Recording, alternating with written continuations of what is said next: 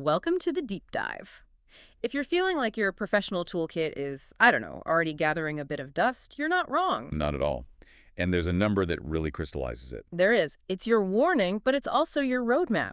Employers expect a staggering 39% of a worker's core skills to be completely disrupted or just changed by 2030. And that's almost 2/5 of everything That's you do not professionally. It's huge. mandatory overhaul, basically. And that 39% figure, it isn't just guesswork, is it? No, not at all. It comes from the World Economic Forum's huge Future of Jobs Report 2025 Skills Outlook.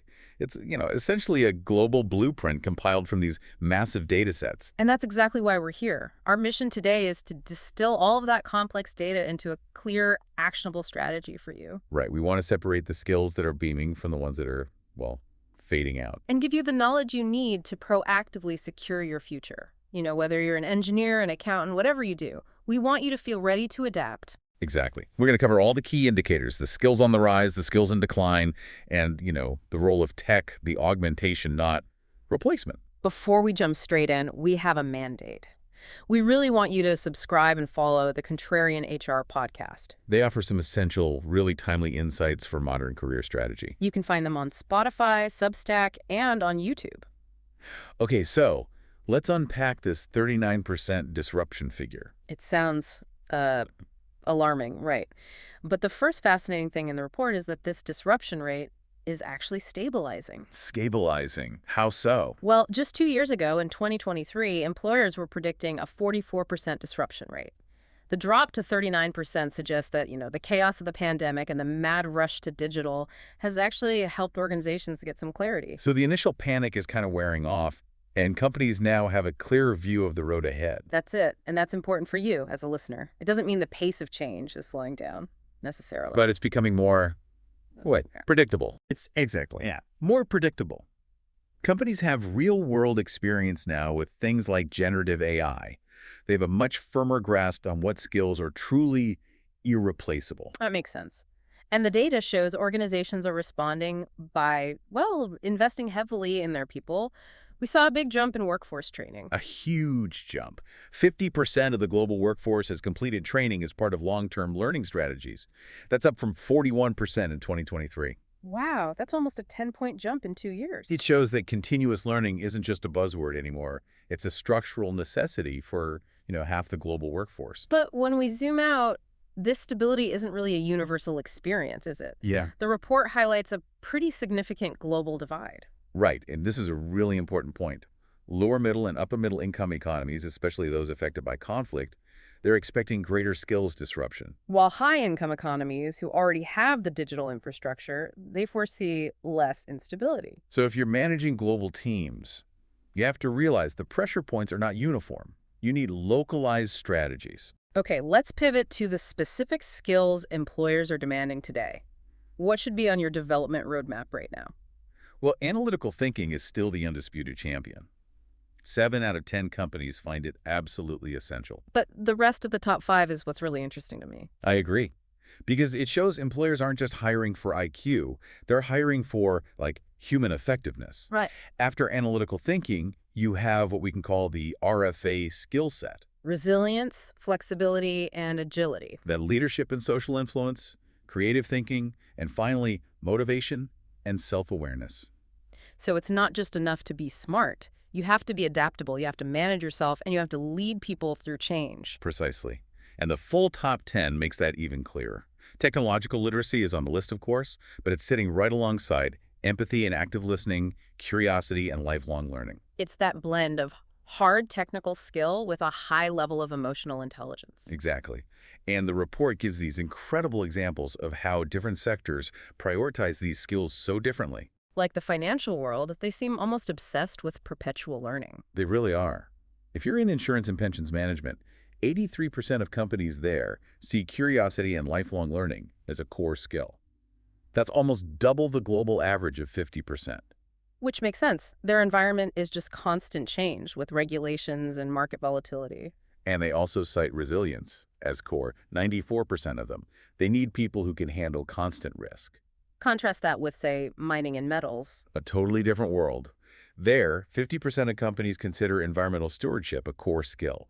That's 2.5 times the global average. That shows how external pressures, like the green transition, are immediately changing job descriptions. And in a very tangible way, 25% of them still list manual dexterity as a core skill.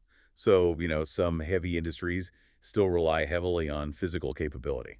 Okay, building on that, what about the skills that have seen the most dramatic surge in relevance just since 2023? Leadership and social influence saw the biggest jump, a 22 percentage point rise. And why is that? Because managing a hybrid, disrupted, and rapidly changing workforce requires stronger leadership. It's not just technical oversight anymore. Right, and what's falling off the priority list? This is a huge insight. It really is. Skills like dependability, attention to detail, and quality control, they've decreased in importance. Which is the clearest sign yet that technology is systematically taking over those basic reliability functions. The machine handles the detail. The human is freed up for leadership and creativity. That sets us up perfectly for the next step. Growth and decline projections. Looking at the skills projected to grow fastest, it's technology first, humanity right behind it. Absolutely. The top three are all tech: AI and big data, networks and cybersecurity, and general technological literacy. But right behind those are creative thinking, that RFA skill set, and curiosity. And that pattern is essential for you to internalize. Technical tools give you capability, but human ingenuity is what steers them. You're hired and retained for your judgment and your innovation. Let's talk about the decline, because this is where a lot of people start to worry. The most notable net decline is in manual dexterity, endurance, and precision. This is a real game changer. Almost a quarter of all companies foresee a net decline in the importance of manual skills. And this is the first time the report has shown a net negative, right? It is. It means automation isn't just augmenting manual work anymore. In many sectors, it's actively replacing the need for it. And here's something that might seem counterintuitive. A small net decline in fundamental skills like reading, writing, and mathematics. And that doesn't mean basic literacy is becoming obsolete. It just means the routine application of those skills is being automated. Gen AI can draft the text, Grammarly can proofread it. Exactly. The spreadsheet handles the computation. Companies are saying they need sophisticated thinkers more than they need human calculation engines. But this shift isn't happening evenly across the economy. There's huge variation. Look at AI and big data. Almost all major sectors expect growth, around 90%. But in agriculture, it drops to 70%. In accommodation, food, and leisure, it's 69%. So if you're in those sectors, your digital disruption timeline might be a bit slower. Which gives you time to prepare. Now, conversely, where does the decline in manual skills hit the hardest? Let me guess. Energy and IT. You got it. The largest declines, over 39%, are in energy, technology, utilities, and IT services. Automation is taking over infrastructure maintenance and field work. But sectors like hospitality and automotive see the smallest declines. Right, below a 14% decline. So if you're a mechanic diagnosing a complex engine or a chef preparing a meal, your manual skills are still highly valued. The complexity matters. Okay, let's synthesize this into a kind of strategy map. The report uses this quadrant analysis. We can forget the figure number, but the concept is key. It separates skills by how core they are now and how fast they're growing. And the most strategic quadrant, the safe bet for your investment, are skills that are core and growing rapidly. That's the powerhouse group. AI and big data, analytical thinking, creative thinking, the RFA skill set, and technological literacy. But then you have that other quadrant, skills that are emerging, growing rapidly, but aren't quite core yet. And these are the skills that represent future scarcity. Networks and cybersecurity and environmental stewardship. Precisely. If you're looking for a competitive edge or thinking about a career transition, these are the areas where businesses are just starting to recognize future demand.